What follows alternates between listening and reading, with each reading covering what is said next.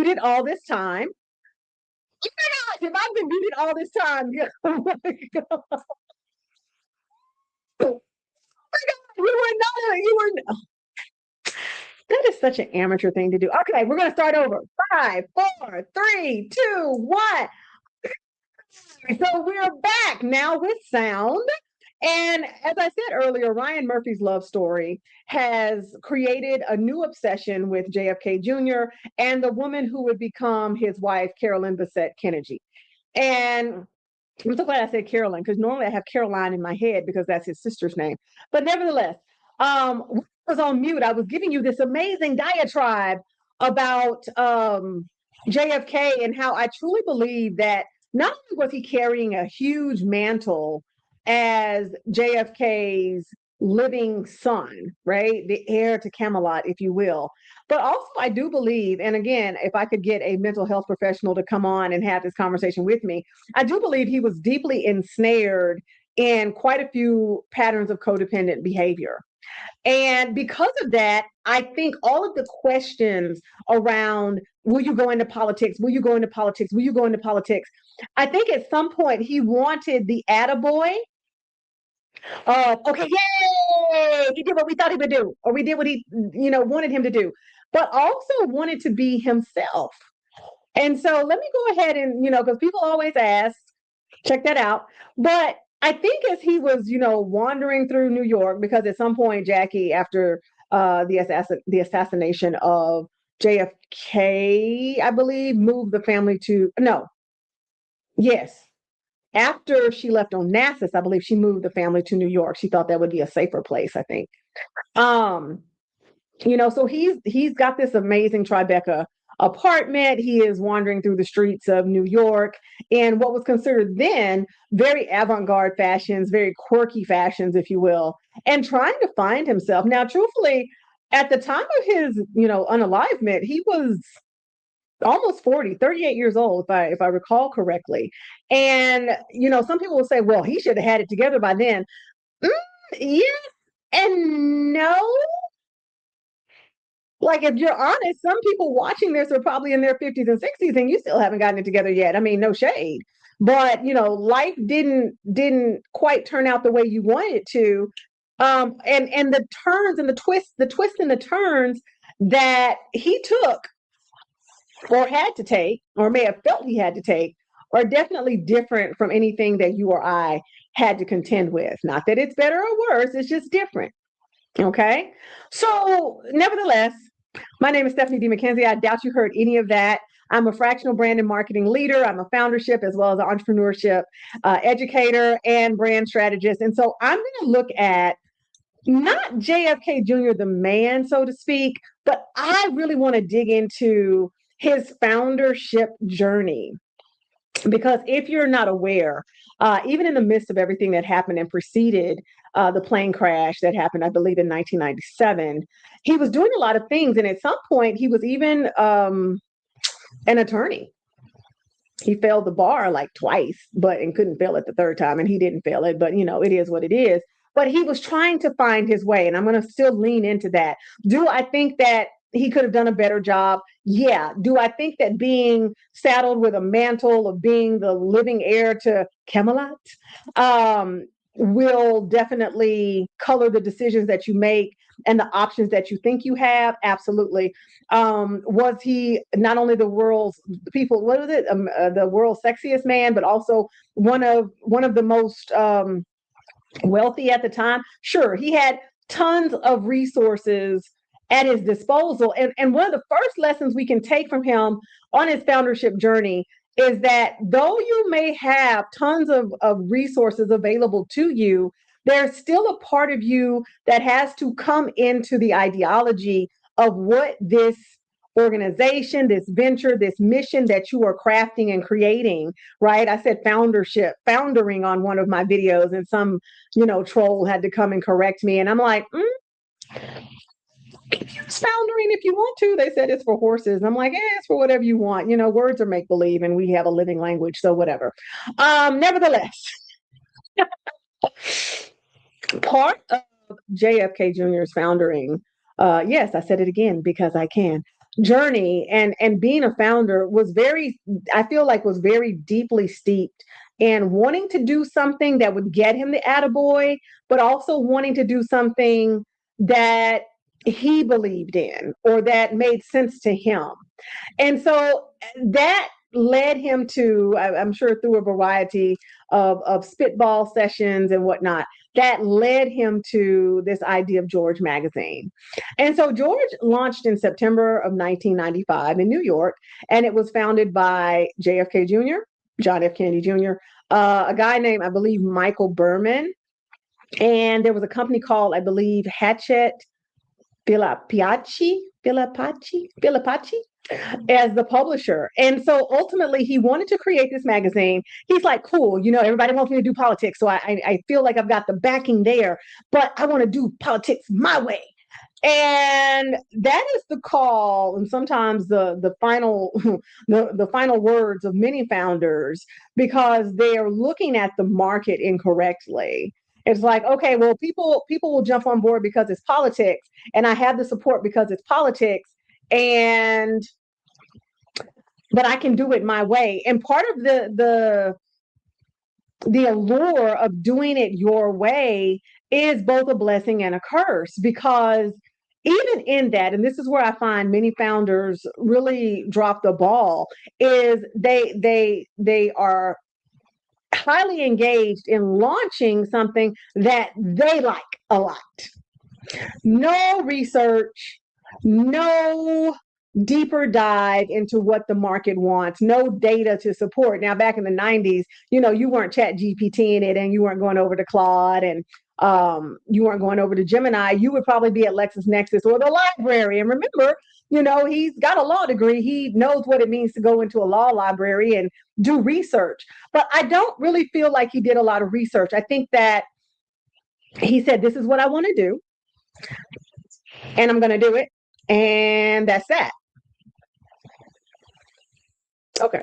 This is what I want to do, and that's that. And that is the swan song for many founders. Many, many, many founders. And it makes me, it brings me to the point that I don't think JFK Jr., I really don't think he wanted to succeed. I think he wanted to be validated, which is not the same thing. I don't think he wanted to succeed, and I'm going to tell you why. So you have unlimited resources. You have a great name.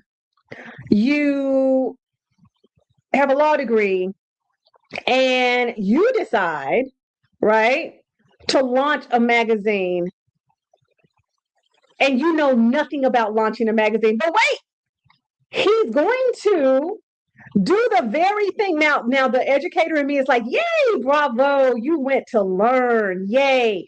Allegedly, he spent 2 days in a class called How to Start Your Own Magazine at the Learning Annex. And that was the foundation upon which he decided to build George Magazine. 2-day class at the Learning Annex into global media conglomerate. It's not happening. That's not hateration in this dancery. That's not any of that. It's not happening. You have the information. Okay, you do the thing, right? You bring in somebody that knows better. I'm a huge proponent of supporting founders. That is part of what I do. We have coaching, we have group programs, we have one-to-one. I work as a fractional. I'm in other organizations. I got about 25 different titles in different organizations as their fractional executive, right? But even then, he still, and of course, these are reports, he still wanted to maintain control of the things that he knew nothing about. He wanted final editorial control. He wanted final creative control. But sir, you don't know anything about these things. You took a 2-day class on how to start a magazine. And as someone who has actually started a magazine, and it was a project, right? It was an itty bitty magazine. It was like this size. I'm gonna show you guys. It was, because in my head, right? These are notes. It was this size. It's called A4. I wanted to fit in your purse. I wanted you to be able to take it with you. And I only did it because I wanted to do it. So I get that feeling. I get it. I get when you just want to do something because you just want to do it. Um,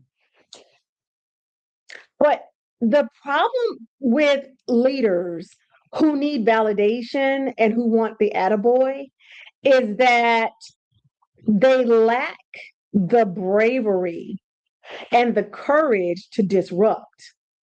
And I hate to be the one to break it to you, but foundership requires disruption.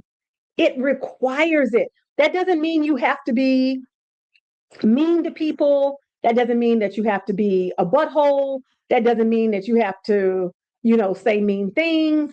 It says that there must be a willingness and a level of courage present within, right? That says, this is the status quo. I am here to disrupt it by way of the work that I do. This is how I bring people into my ecosystem. Foundership requires disruption, y'all. It requires wearing fun glasses like these, which you can get at buymyzennies.com. But nevertheless, it requires understanding how to entrepreneur, which I'm teaching this Thursday.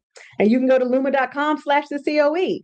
It requires disruption. And this is why, and I'm just going to say it, why some people really need to pack it up on the entrepreneur side and just go get a job. Because you don't want to be a disruptor. You don't want to rock the boat. And rocking the boat doesn't have to be a bad thing. If some people hadn't rocked a boat, I wouldn't even be here. Now, you can take that in a lot of different ways, but you know what I'm saying. I, as this person, couldn't sit in front of you on these airwaves if somebody hadn't rocked a boat. And so let's go back to it. Foundership requires disruption. It requires you to be a disruptor. You can be nice about it, you can be kind about it, but still a disruptor. There's something in business that's called monopolistic competition. It's one of the first things, if you take a business course, you're probably going to learn about. And to put it in quick terms, it's the reason why there's a McDonald's and a Jack in the Box and a Wendy's and a Burger King, because at some point, each of those companies disrupted the status quo. I think McDonald's came first, maybe Burger King next. And you'll notice they all have their own presentation. They're not all like, we make burgers. No, McDonald's is like, 25 billion served and none have, rotted and we don't know what's in them. And then you have Burger King that makes it your way, and Wendy's is never frozen. And I don't know what Jack in the Box says, but you understand what I'm saying. They were willing to disrupt the status quo. Now, in theory, George Magazine was going to do the same thing. Its tagline was not just politics as usual. It launched with its first episode with Cindy Crawford on the cover, dressed as George Washington.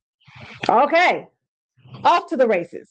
We're going. We're making it. It's happening. And honestly, it kept going. But what happened is that George tried to bring two worlds together that are actually very, very connected. Politics and celebrity are very, very, very connected. And I think, honestly, it really should have called the magazine John, because he was really walking out his ideology, I believe, of his life. Don't quote me on that. But I believe he was walking out the ideology around his life. It's politics and it's celebrity. Period. But where the fumble comes in, and why I'm going to keep putting this up, where the fumble comes in is that during the time of George, one major news story broke, and George decided that it didn't want to be a part of the media onslaught, despite the fact that you have a beeline into one of the key people in the scandal. This is a scandal. Scandal sale magazines. When this is a report, it is reported that when somebody said at that time, President Bill Clinton has been accused of receiving, how do we say that? Unbecoming behaviors, it's hard in social media. Non-intercourse, can we say intercourse? I don't know. Behaviors with Monica Lewinsky. That's the story that came out. Google it if you don't understand what I'm saying, right? And his response was, I've been under that desk in the Oval Office and I could barely fit under there, let alone somebody like Monica. Now, he said some other things, and I don't think that's colorful, and I don't believe in bashing women. But instead of saying, wow, this is an amazing story, I am the son of a former president. Let me see if I can talk to the current president and give him the opportunity to use my magazine as his platform. He didn't do that. You know why? Because he didn't want to succeed. He didn't want to succeed. He wanted validation. He wanted validation. He wanted to add a boy. He didn't want the Democrats to come after him. He didn't want to close the door on his political career. But side note, ding, ding, ding, ding, ding, foundership requires disruption. It requires courage. It requires you saying, okay, okay, okay, I'm going to do this and do this like this. And many have said this, right? I'm not the only one. The failure for George to give no credence, no real focus to one of the greatest scandals, dare I say, the greatest scandal of the 20th century, was the beginning of the end. And I think that's the overall problem with George, is that it was at the end when it started. Because 2 days at the Learning Annex and then wanting total control aren't going to get it. I've worked in media. Media is a hard business, especially back then. At that point, I think the internet was just kind of ramping up. And so there were a lot of moving parts that he didn't understand. And, much like you have a lot of moving parts, which is a perfect time for me to tell you that today's live stream is brought to you by Tractionista, and you can get your free audit at tractionista.com. Don't you love how I do that? I just slide it in. Anyway, what I want the founders who are watching this to take from this is a few things, right? Because I think it's wonderful to have a great idea. I do. I think that those great ideas then need to go into some sort of research. There needs to be some semblance of data. There needs to be something that's backing this up besides, oh my God, that's a great idea. Because that is going to show you where you could fall in the marketplace, how you could innovate, or how you could eliminate or eradicate the shortcomings of your competitors. And yes, you have competition. I'm sorry. I know we like to say, right, in certain circles, we don't, but we do. Monopolistic competition is in the words. And so it's in the phrase. And so the opportunity that you have as a founder when you have a great idea is not just to run off, not to just go take a 2-day class and say, well, I got it, but to understand the role that you play in this. I firmly believe a few things. If JFK Jr. had never shown his face in alignment with this magazine, it probably would have done better. Probably would have done better.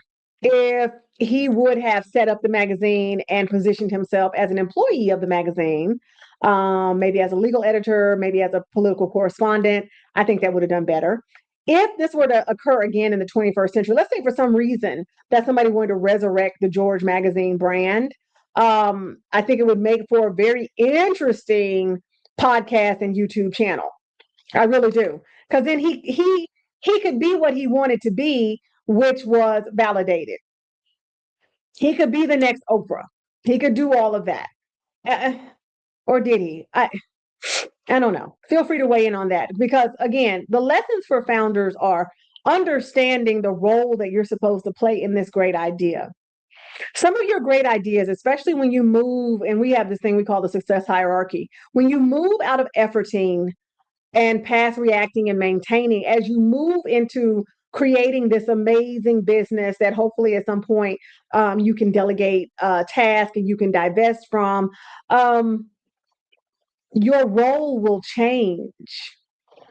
And honestly, I feel like to a certain degree, JFK Jr. was running around acting like a solopreneur when he had the wealth of someone who could have had a tremendous team, who could have actually gone and gotten a job at Condé Nast or been a correspondent with Cosmo, so that he could actually learn, not just learn. This is why we do learning labs instead of classes, where he could just, sit there and absorb information, but he could have actually gone into the thick of it. I remember at one point in my life, I wanted to own a restaurant. I wanted to open a restaurant or a lounge.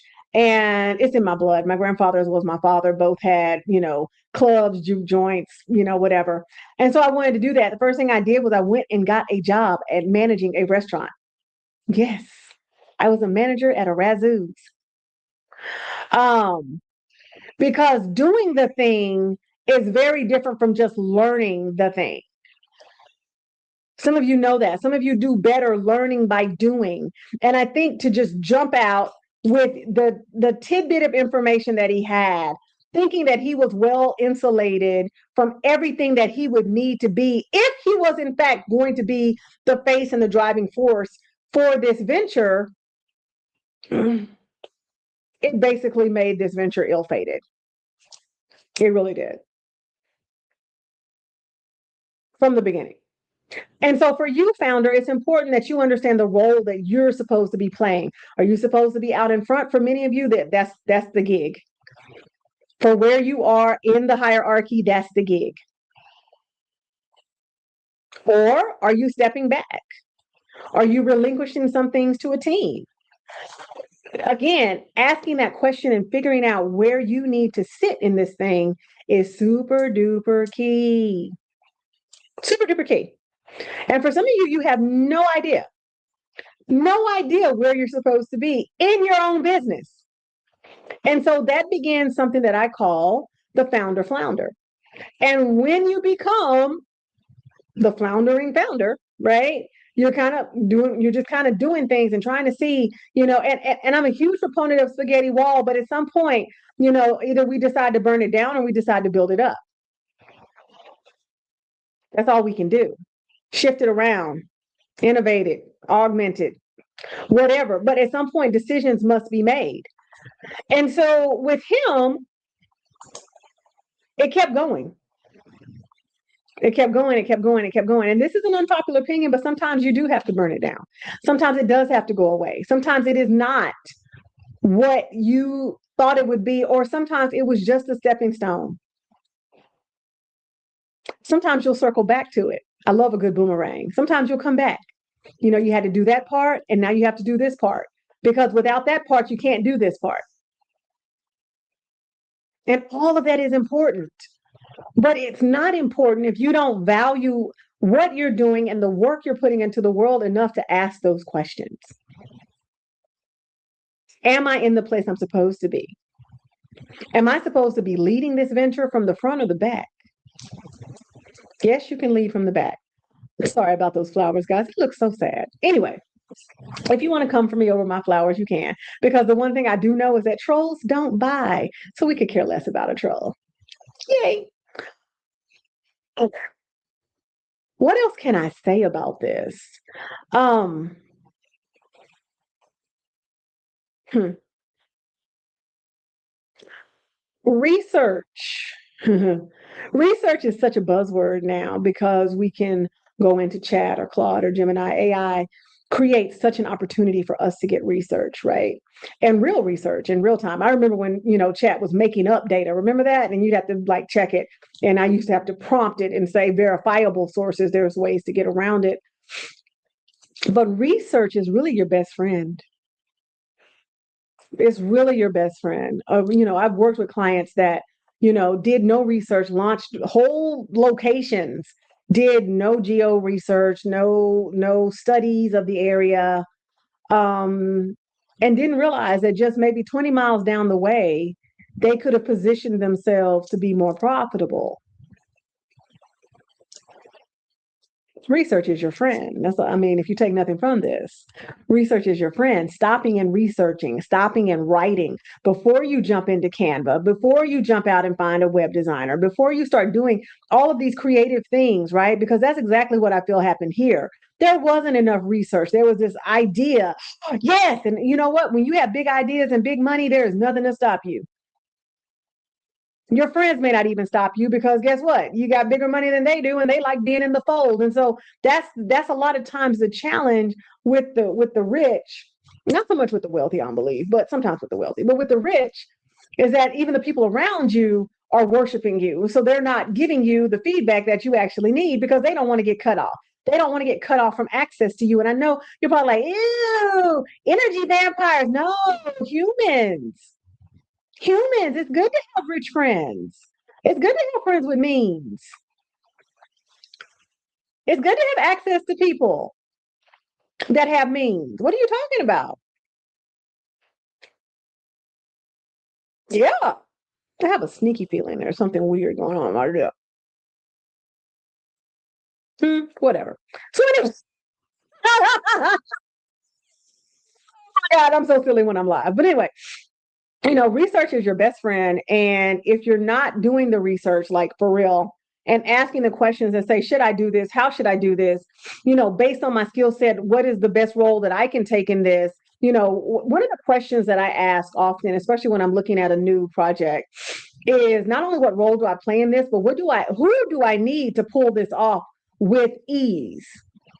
I'll be honest with you, a lot of people that we work with, they are super duper, like hyper talented individuals, and they can do probably about 70 to 85% of what their business, their venture, their vision needs, right? And so that's not the issue. The issue is that just because you can doesn't mean that you should. That was one of the biggest lessons that I've had because in no uncertain terms, web design, I can do it. Copywriting, I can do it. Graphic design, I can do it. Brand development, of course, I can do it. Don't take the greatest pictures, but I will edit you into oblivion. So I don't really have a governor on a new project that says, whoops, okay, you can only do this. You're gonna need somebody to do this. I have to be my own governor. I have to self governor, whatever. I have to be my own governor and say, hey, you have the bandwidth for this, and this, or this and this, or this. Now, who else do you need to bring this to pass? Who else do you need? And so at that point, we can either talk to our other team members, or sometimes we have to take a trip to Upwork or Fiverr if we don't have anybody with that particular skill set. But this is why, and at some point, I guess I'll make this video. This is why I don't believe in sustainable solopreneurship. I honestly don't believe that as a solopreneur, you will achieve the levels of success that you can achieve once you understand what it requires of you for your vision, your venture, your business, whatever you call it, to be sustainable and profitable, or profitable and sustainable. Voila. And I know a lot of people don't want to hear that because it's like, well, that's all I have is me, and really that's all I can afford right now. And that's why we have programs like Founder Mind and some of the standalones and founder folks, so that we can support you as you're ascending and elevating away from the posture of solopreneurship. Like I said, JFK Jr. was operating like a solopreneur that had somewhat of a team. He wanted a team. Now, if you watch Love Story, you'll see the character that's playing Michael push back against a few things. But ultimately, it's like, I'm JFK Jr., and no matter how kindly he's going to say it, he knows that he's JFK Jr. So just stop. Just stop. Like, he knows who he is, period. And he knows this is his magazine. And because I don't think he wanted to succeed, I do think that he wanted validation. And I do think that he wanted celebration, which also I think lends itself to validation. This is why George was pretty much doomed before it started. And this is why, as a founder, you can learn from what he did, because what he did is not what you have to do. You can look at the mistakes that were made and learn from them. And a lot of times we look at people's mistakes as humans, and we use it as fodder. We use it as something to laugh at versus something to learn from.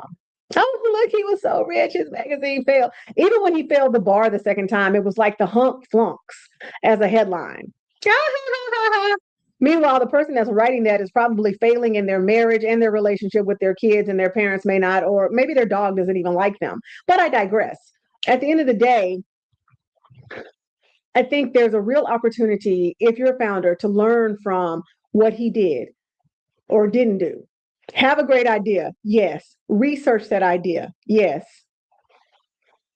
Learn more about what you're doing. Yes. Go learn from others who are doing it. He didn't do that. He honestly, and I don't know the man, I didn't know the man, but I think he believed that between his pedigree and his awesome idea, that George was going to be a rip roaring success. Now, here's the last thing I'm going to say to you. It was for a moment because it was new, it was novel. JFK Jr. was doing something we have to support. They printed 500,000 copies. And from what I understand in the 90s, that's a lot of copies. It may still be a lot of copies. I don't know. Media people chime in. But that's also the problem.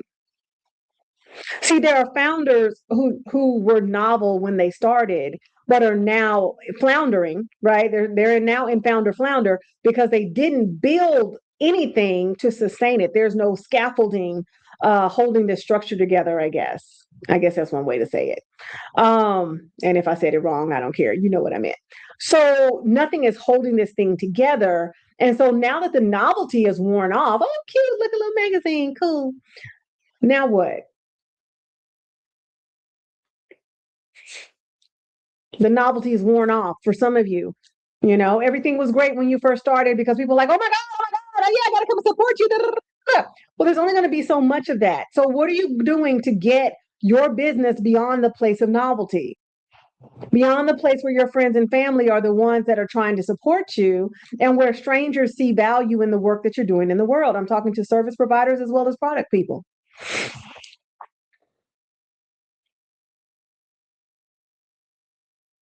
I'm just saying, don't be a George.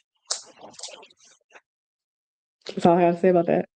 Anywho, that's all I got for today. I hope this was meaningful and feel free to check me out on all platforms. I'm Stephanie D. McKenzie on IG, TikTok, Facebook, anywhere social media is, I am, and I am Stephanie D. McKenzie. And by all means, please check out the College of Empowerment and stephaniedmckenzie.com if you want to learn more about the work that we do and what we can do for you. And in all things, this has been another lunchtime learning session. Let me know if you enjoyed it in the comments and tag a friend. Have you been on a weight loss journey and the scale just isn't giving you the results you hoped for? Well, meet Thinner, an FDA registered, all natural, homeopathic approach that addresses the root causes of how to lose weight and keep it off, especially if hormones are an issue. If you're tired of all of the guesswork and doing it alone, scan the QR code for more info and let's get you started today.